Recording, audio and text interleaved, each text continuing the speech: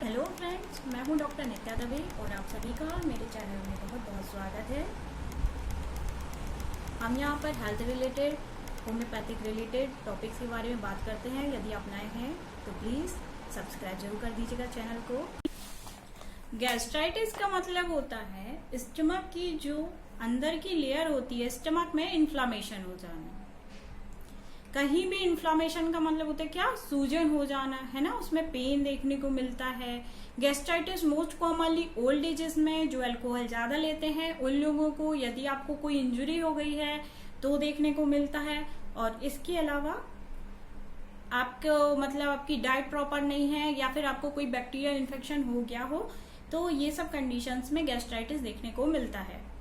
अब हम इनके सिम्टम्स के बारे में बात करते हैं। गैस्ट्राइटिस में क्या क्या सिम्टम्स देखने को मिलते हैं। तो सबसे पहला ग्नॉइंग एंड बर्निंग पेन होता है स्टमक में। स्टमक में आप कुछ भी खा रहे हो, कई बार फूड एमिलियोरेशन होता है बट समटाइम फूड एग्रावेशन भी देखने को मिलता है। यदि आप कुछ खा रहे हो तो आपको रिलीफ मिलता है बट कई बार ऐसी सिचुएशंस भी देखी गई हैं, पर्सन टू पर्सन वेरी करती हैं कि कई बार वो कुछ भी खाते हैं तो एग्रावेट होता है।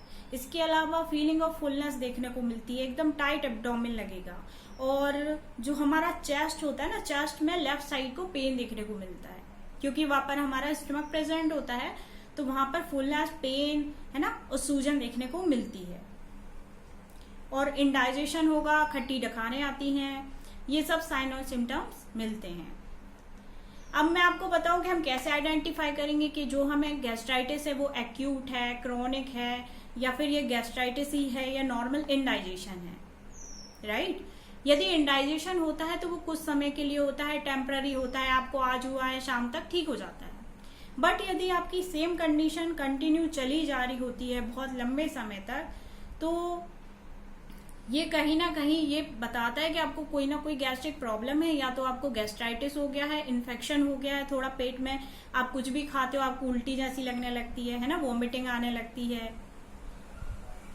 यदि ये बहुत लंबे समय तक हो रहा है, 7 दिन से ज्यादा हो रहा है, और यदि आपको वॉमिटिंग में ब्लड दिख रहा है ना, या फिर स्टूल में आपको ब्लड प्रेजेंट हो रहा है, तो ऐसी दो कंडीशंस में 100% गैस्ट्राइटिस होने के चांसेस होते हैं। आपको डॉक्टर को जरूर ही कंसल्ट करना चाहिए इसके लिए। होम्योपैथी भी बहुत अच्छे से डील करती है गैस्ट्राइटिस के लिए, इवन इसके कोई साइड इफेक्ट भी नहीं होते हैं। जब कोई बहुत लंबे समय तक पेन किलर्स लेते तक ले रहे हैं किसी भी चीज के लिए, तो ऐसी कंडीशन में भी गैस्ट्राइटिस होने के चांसेस दिखते हैं। अब मैं आपको कारण बताती हूँ कि क्यों होता है गैस्ट्राइटिस, है ना, यानी कि सूजन हमारे स्टमक में कैसे आ जाती है।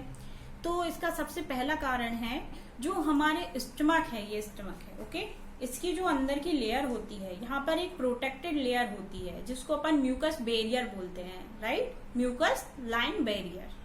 जब ये म्यूकस लाइन बैरियर में कोई ऐसी प्रॉब्लम क्रिएट हो जाए, ये टूट जाए या इसमें कोई इंजरी हो जाए, तो क्या होता है, अंदर की जो स्टमक की लेयर होती है ना, इसकी ये प्रोटेक्शन शीट टूट जाती है। तो उस वजह से क्या होता है, स्टमक में अल्सर देखने को मिलते हैं, है ना। और उसके कारण ही क्या होता है, कई बार सूजन आ जाती है। अब सेकंड कारण होता है यदि कोई बैक्टीरिया आपके स्टमक में चला गया है, तो बैक्टीरियल इन्फेक्शन के कारण भी वहां पर सूजन आ जाती है। मोस्टली रिस्क फैक्टर यदि देखें तो ओल्ड एज वाले जो लोग होते हैं, 60+ जो एज वाले होते हैं, उनमें क्या होता है कि जो अंदर की जो लेयर होती है ना स्टमक की, जो मैंने आपको बताई प्रोटेक्टर म्यूकस वॉल लेयर, है ना, म्यूकस वॉल बैरियर, तो इनमें क्या होता है, ये थिन हो जाते हैं, तो उस वजह से गैस्ट्राइटिस देखने को मिलता है। इसके अलावा यदि आप बहुत ज्यादा अल्कोहल लेते हो तो उस सिचुएशन में भी देखने को मिलता है। इसके अलावा एक सबसे ज्यादा मेन कॉज क्या है, वो है पेन किलर्स का लंबे समय तक उपयोग करना। यदि आप बहुत लंबे समय तक कोई भी पेन किलर लेते हो, है ना, जैसे कि एस्प्रिन हो गया, आइबुप्रोफेन हो गया, बच्चों को, छोटे छोटे बच्चों को दे देते हैं आइबुप्रोफेन, हाई फीवर आ गया दे दो, है ना, तो बट ये सब साइड इफेक्ट करती हैं, तो ये डायरेक्ट स्टमक पे इफेक्ट करती हैं और उनकी जो म्यूकस मेम्ब्रेन की जो लेयर होती है ना, उसको थिन कर देती हैं, जिसकी वजह से गैस्ट्राइटिस होने के चांसेस बहुत ज्यादा बढ़ जाते हैं। और जो हमारा अंदर का जो HCl होता है हमारे स्टमक में, है ना, एसिड होता है खाना पचाने के लिए, वो एसिड स्टमक की वॉल में लगने लगता है और जिसके कारण ये समस्याएं उत्पन्न होती हैं और बहुत ज्यादा गंभीर रूप भी ले सकती हैं। अब मैं बात करती हूँ डायग्नोसिस की, है ना। डायग्नोज कैसे करेंगे हम कि गैस्ट्राइटिस है, तो उसके लिए कुछ टेस्ट होते हैं। H. पाइलोरी बैक्टीरिया का टेस्ट होता है, जिसमें यदि बैक्टीरिया डिटेक्ट हो गया तो आपको ऐसी सिम्टोमेटिक एंटीबैक्टीरियल ड्रग्स दे दी जाती है जिसके द्वारा आप ठीक हो जाते हो। इसके अलावा एंडोस्कोपी होती है, उसमें एंडोस्कोप को आपके माउथ के थ्रू अंदर भेज के ये देखा जाता है आपके स्टमक में कोई लीजन तो नहीं है। इसके अलावा एक्सरे हो सकता है, अपर डाइजेस्टिव ट्रैक्ट का ना एक्सरे भी करके देखा जाता है, तो इससे ये कंफर्मेशन हो जाता है कि आपको गैस्ट्राइटिस है या नहीं है। अब मैं बात करूंगी होम्योपैथिक मेडिसिन की। होम्योपैथी बहुत अच्छे से डील करती है गैस्ट्राइटिस से, तो मैं आज आपको टॉप 7 मेडिसिन बताने वाली हूँ। यदि आपको ये वीडियो अच्छा लग रहा है तो प्लीज अभी के अभी लाइक तो बनता है और मुझे कमेंट करके जरूर बताइएगा। अब हम बात करते हैं होम्योपैथिक ट्रीटमेंट के बारे में। तो सबसे पहले मैं आपको बता रही हूँ टॉप मेडिसिन, वो है आर्सेनिक एल्बम। आर्सेनिक एल्बम को आप 30 में ले सकते हो। इसके सिम्टम्स क्या क्या देखने को मिलते हैं? सबसे पहली चीज इसमें देखने को मिलती है बहुत ज्यादा बर्निंग होती है ना, गैस्ट्रिक ट्रबल्स होते हैं, वॉमिटिंग रहेगी, और यदि आप कुछ भी ठंडा फूड ले रहे होते तो आपको एग्रावेशन होता है ना। आप ठंडा कुछ भी खा रहे हो, गर्म लेते हो तो आपको एमिलियोरेशन होता है। ये इसका मेन सिम्टम है। इसके अलावा वीकनेस होती है, एंजाइटी होती है, मुझे ये डिसीज क्यों हो गई, वो बहुत ज्यादा सोचता है, प्रिडिक्ट करता है वो अपनी डेथ को, मैं ज्यादा दिन जिंदा नहीं रहने वाला, इस तरह की उसकी थिंकिंग होती है आर्सेनिक एल्बम की। इसके बाद बात करते हैं लाइकोपोडियम।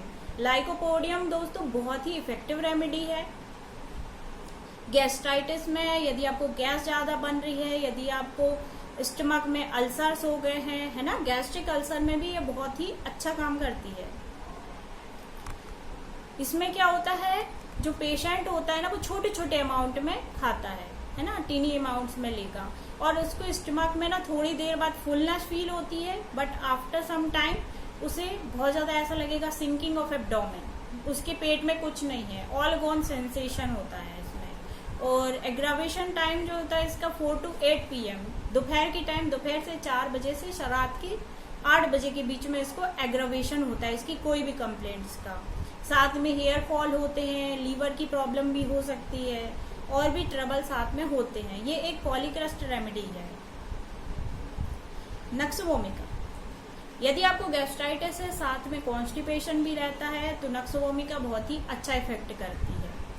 इसके बाद बात करते हैं फॉस्फोरस की। फॉस्फोरस भी एक बहुत ही अमेजिंग रेमेडी है, बट इसमें फॉस्फोरस में क्या होता है, बहुत ज्यादा बर्निंग होती है, एक्सेसिव बर्निंग, है ना, नोजिया, वॉमिटिंग, इंडाइजेशन, और इसके साथ साथ क्या होता है कि बेल्चिंग भी फील होती है, बहुत ज्यादा खट्टी डकारियां आएंगी। इसके बाद हाइड्रस्टिस मटर टिंचर।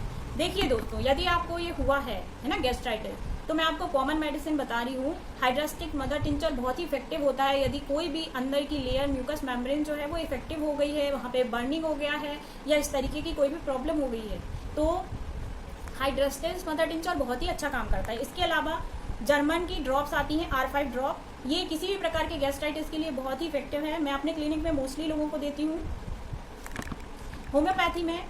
होम्योपैथी में सारी दवाएं इंडिविजुअलाइजेशन के अकॉर्डिंग ही दी जाती हैं, सिम्टम वाइज, इसलिए मैं आपको पर्टिकुलर दवाइयाँ नहीं बता रही, मैंने आपको टॉप मेडिसिन ही बताई हैं, जो यदि आपके सिम्टम्स आते हैं उससे रिलेटेड ही मेडिसिन लगती हैं।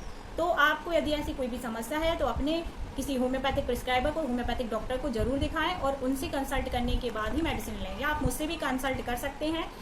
डिस्क्रिप्शन में मेरा अपॉइंटमेंट का सारा डिटेल दिया हुआ है ना। आज के लिए बस इतना ही। यदि आपको इन्फॉर्मेटिव लगी हो मेरी वीडियो तो इसको शेयर करना तो बनता है। स्टे हेल्दी, स्टे गुड, मिलते हैं नेक्स्ट वीडियो में।